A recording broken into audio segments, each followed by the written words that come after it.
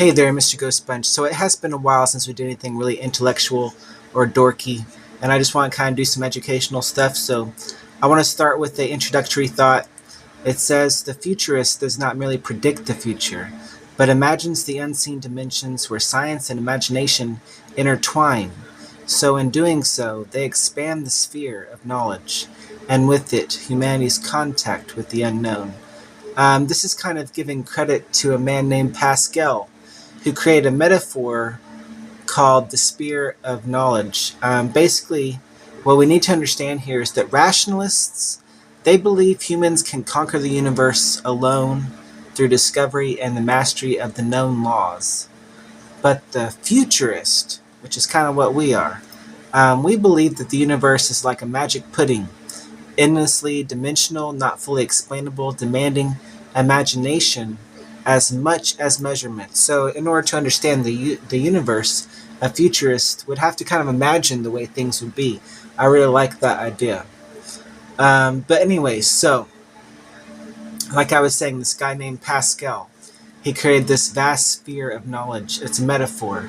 Um, it's our image of science today.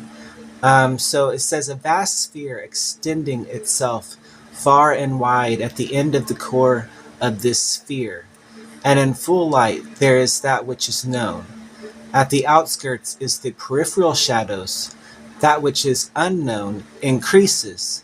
The surface increases, as well and likewise the number of points of contact with the unknown, sort of represented by the medium of time, okay? Pascal gives us a lovely image of the universe.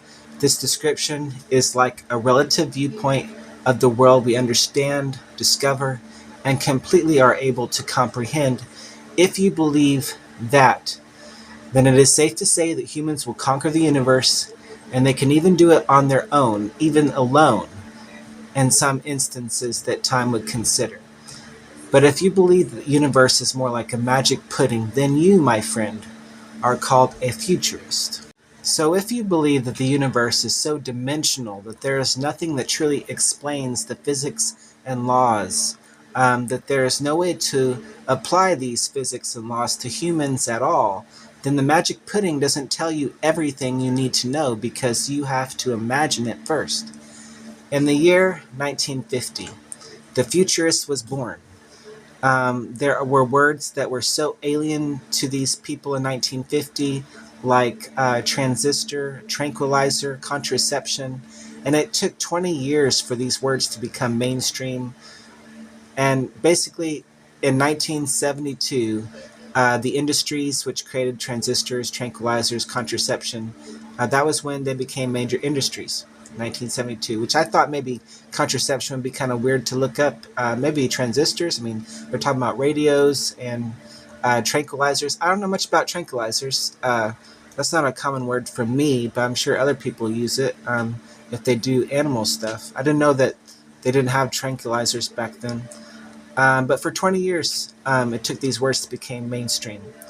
However, but back to like 1957, the futurist, he was kind of developing his own imagination here, and he had a few tricks up his sleeve for being able to imagine the universe and the future of space in the mind of a futurist. You can imagine just how in 1950 how ideal that would be in the mind of someone like that. I mean, they were trying to imagine ultra-fast, low-powered electronics which would power spacecrafts, which is an ideal for many people. And it's all because in 1957 there was a little invention called the diode tunnel, which basically is a device that forces electrons to pass through objects versus going around them, which is what the electrons usually do. They were thinking of how to create these like new weapons that could kill kamikazes during the war, and they invented the diode tunnel to try to, counterattack the kamikazes. A figatron is a speculative idea in the 1960s and 70s that is somehow tied to the futurism. You ask yourself, well, this is actually a very practical idea. It basically got a lot of excitement on how we could use waste heat from a spacecraft reactor to power all the onboard systems, which could also create closed-loop life support systems. And how could a Figatron do this? Well, let's just turn this Figatron into a modern invention. Nowadays, it's called the absorption refrigeration, which you have heard of, or at least if you have an RV or live off the grid, or if you've ever been to a hotel and you know the ins and outs of all that stuff, you have been involved with some form of absorption refrigeration, which is basically refrigeration that operates off gas or propane solar thermal heat instead of basic compressor that just makes cold air.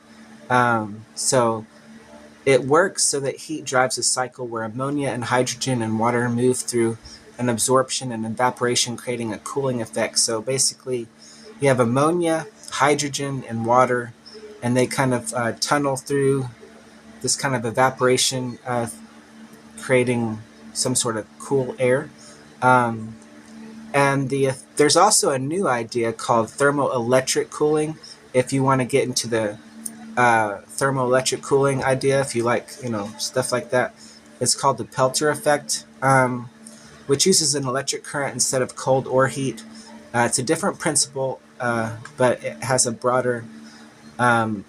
It's definitely a broader form of science. If you want to try to imagine something, become the next futurist, create some sort of electrical refrigerator. Oh yeah, I almost forgot to tell you, I did do some reading on these things, kind of like they'll be in our heads. I thought maybe some other people had like ideas like this, but have you guys ever thought about atomic piles? Because I'm just like, what if there are like these atomic piles that just existed in the natural environment? And it turns out there actually was a natural atomic pile in Africa. And I might talk about it next time, but I just wanted to kind of touch base in case anybody wanted to do their own research. ChatGPT and me are having a hard time communicating. And just one more thing, this atomic pile that's natural has been verified. I'm not just making up. There are actually other types of atomic piles which are man-made, kind of like the very first nuclear reactors, if you're into that stuff. There's the Chicago Pile 1 at the University of Chicago, but that was like a man-made, atomic pile, not a naturally occurring atomic pile.